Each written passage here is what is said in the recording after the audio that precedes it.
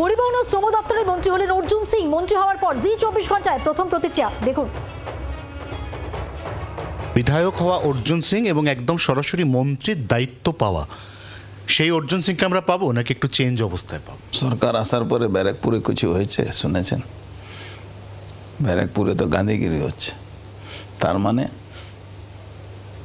বিরোধী থেকে লড়াই করা, একটা মানসিকতা নিয়ে লড়াই করে সরকারকে আনা, নিজের কর্মীদেরকে সিকিউরিটি দেওয়া, সেফটি দেওয়া, তার পাশে দাঁড়ানো একটা রূপ থাকে।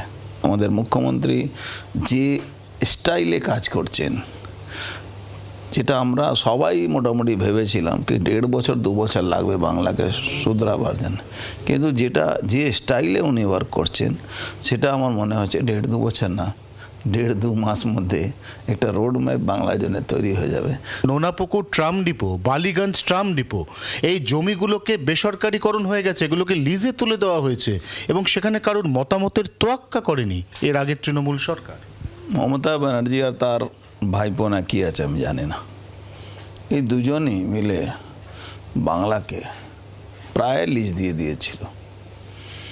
এবার লিজ থেকে কীভাবে মুক্তি পাওয়া যায়, এটা নিয়ে একটা বড় টাস্ক আছে। তার সাথে 500 বাস শেষ হয়ে গেল, পড়ে শেষ হয়ে গেল, ড্রাইভার নেই, খালাসি নেই।